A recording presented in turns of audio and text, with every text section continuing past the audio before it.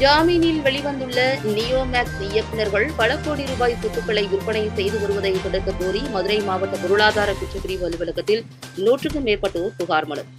புகார் அளித்தால் பணம் கிடைக்காது என கூறி முதலீட்டாளர்களை முகவர்கள் கொலை மிரட்டல் விடுப்பதாக குற்றச்சாட்டு. மதுரையை தலைமையிடமாக கொண்டு செயல்பட்டு வந்த நியோமேக்ஸ் பிரைவேட் லிமிடெட் என்ற நிதி நிறுவனத்தில் முதலீடு செய்தால் பணத்தினை இரட்டிப்பாக தருவதாகவும் மாதம் 12 முதல் 30% வட்டி தருவதாகவும் தெரிவித்ததன் அடிப்படையில் பல்வேறு நபர்கள் நியோமேக்ஸ் நிறுவனத்தில் பல கோடி ரூபாய் வரை முதலீடு செய்துள்ளனர். ஆனால் முறையாக பணத்தை திரும்ப வழங்காமல் மோசடியில் ஈடுபட்டதால் முதலீடு செய்த நபர்கள் சிலர் மதுரை பொருளாதார குற்றப்பிரிவு அலுவலகத்தில் புகார் அளித்தனர். அதன் அடிப்படையில் நியோமேக்ஸ் நிறுவனத்தின் இயக்குநரான வீரசக்தி, கமலக்கண்ணன், பாலசுப்ரமணியன் உள்ளிட்ட சிலர் மீது பொருளாதார குற்றப்பிரிவினர் வழக்கு பதிவு செய்தனர். மேலும் இந்த நிதி நிறுவனத்திற்கு சொந்தமான கிளை நிறுவனங்களான 17 நிறுவனங்கள் சீல் வைக்கப்பட்டு விலை உயர்ந்த கார்கள், தங்கம், ஆவணங்கள் உள்ளிட்டவை பறிமுதல் செய்யப்பட்டிருந்தது. இதைத் தொடர்ந்து குற்றவாளிகளை கைது செய்ய பொருளாதார குற்றப்பிரிவு காவல்துறையினர் தனிப்படை அமைத்து தீவிர விசாரணை மேற்கொண்டனர். இந்த வழக்கு தொடர்பாக தமிழகம் முழுவதும் இதுவரை நியோமேக்ஸ் இயக்குநர்கள் கமலக்கண்ணன், வீரசக்தி, பாலசுப்ரமணியன் மற்றும் துணை நிறுவன இயக்குநர்கள் என 29 பேர் வரை கைது செய்யப்பட்டுள்ளனர். மேலும் இதுவரை 17 கோடி மதிப்பிற்கு மேலான 752 வங்கி பரிவர்த்தனைகள் முடக்கப்பட்டுள்ளன. இந்த மோசடி தொடர்பான வழக்கு விசாரணை உயர்நீதிமன்றத்தில் நடைபெற்று வருகின்றது. இதனிடையே இந்த வழக்கு தொடர்பாக மதுரை மாவட்ட பொருளாதார குற்றவியல் சிறப்பு நீதிமன்ற உத்தரவுப்படி நியோமேக்ஸ் நிறுவனங்களில் முதலீடு செய்தவர்களுக்கு நிலங்கள் ஒப்படைப்பு தொடர்பான கருத்து கேட்பு சிறப்பு முகாம் நடைபெற்ற நிலையில் அந்த நடவடிக்கைகளுக்கு உயர்நீதிமன்றம் தடை விதித்தது.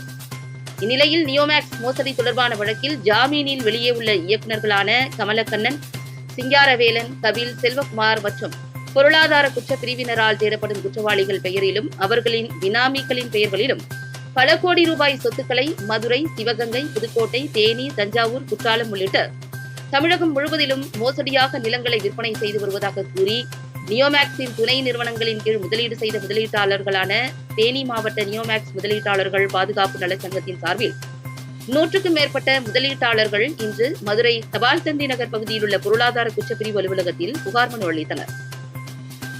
இதுகுறித்து பேசிய முதலீட்டாளர்கள், சுரேஷ்னு சொல்லி ஒரு அடியாளை வச்சிருக்காப்புல, எப்போ போய் கேட்டாலும் அந்த அடியாளை கூட்டு வந்து நீ EOW பண்ணனா உனக்கு பணம் வராது, உன் குடும்பத்தை வந்து நான் தீர்த்து கட்டிடுவேன், இன்ன வரைக்கும் அது மிரட்டிட்டு தான் இருக்காங்க.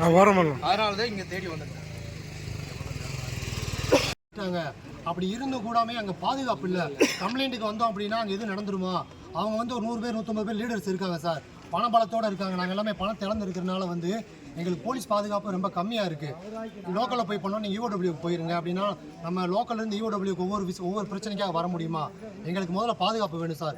எங்கள் சங்கத்தில் இருக்கக்கூடிய ஏதாவது ஒரு உயிர்களுக்கு பாதிக்கப்பட்டாலும் அது முக்கியமாக அந்த நியோமேக்ஸ் சம்மந்தப்பட்ட கமலக்கண்ணன், பாலசுப்ரமணியன், வீரசக்தி இப்படி போன்ற பெரிய தலைவர்னால தான் எங்களுடைய எந்த ஒரு கெட்டது நடந்தாலும் அதுக்கு முழுமையான பொறுப்பு அவங்க தான். பாதுகாப்பு சங்கத்தின் தேனி மாவட்டத்துடைய செயலாளர். என்னோட பேர் வந்து மணிகண்டன். இப்போ சார் எங்களுடைய சங்கத்தில் வந்து மொத்தம் 850 உறுப்பினர்கள் இருக்காங்க. அது இல்லாமல் வந்து வெளியே ஒரு 500 உறுப்பினர்கள் இருக்காங்க எங்களுடைய ஃபோன் கான்டாக்டில். ஆக மொத்தம் 1250 கஸ்டமர்ஸ் வந்து எங்கிட்ட இருக்காங்க. நாங்களும் கிட்டத்தட்ட ஒரு 5 செட்டிங் 6 செட்டிங் பாலா சார் எங்களை கூப்பிட்டு வச்சு பேசுனாங்க. பேசுனதுல வந்து எந்த ஒரு முன்னேற்றமும் அடையாதனால வந்து சார் எங்களுக்கு என்னதான் கொடுக்க போறீங்க அப்படின்னு கேட்கும்போது கடைசி வரைக்கும் வாய் வார்த்தை பேசிட்டு ஃபோன் கான்டாக்ட் இல்லை, எதுவுமே இல்லை. அவங்களை நம்பிதான் சார் நாங்கள் இருந்தோம். கஸ்டமருக்கு உண்மையா இருப்பாங்க, கம்பெனி உண்மையா இருக்கும்னு நினைச்சு நாங்கள் EOWக்கு போகாம வந்து கம்பெனி நம்பி உட்காந்துருந்தோம். இப்போ வந்துட்டு சார் இடையில வந்து ஒரு 32 சொத்துக்கள் விற்கப்பட்டிருக்கு. அதாவது கேஸ் FIR ஆனதுக்கு அப்புறம், அதாவது எப்ப FIR ஆச்சோ அதுல இருந்து 32 சொத்துக்கள் வந்து விற்கப்பட்டிருக்கு. அந்த 32 சொத்துக்களுமே வந்து நம்ம ஃபுல்லாவே டாக்குமெண்டா எடுத்து வச்சிருக்கோம். அந்த டாக்குமெண்ட்டை கொண்டுட்டு போய் நம்ம அவங்ககிட்ட காட்டும் போது அவங்க உருப்படியான ஒரு பதில் கூட சொல்லல. சரி, அதனால இப்போ வந்து நம்ம என்ன ஃப்ரீ கேம்ப்லாம் எத்தனை 4 கேம்ப் போட்டாங்க. சரிங்க சார், டிவில எல்லாத்தையும் ஆட் வந்தது. அப்பவே கம்ப்ளைன்ட் கொடுத்திருக்காங்க. கம்ப்ளைன்ட் கொடுக்காம இருக்கிறதுக்கு என்ன காரணம்? லீடர்ஸ் எல்லாமே வந்து வீட்டுல மிரட்டுறாங்க சார்.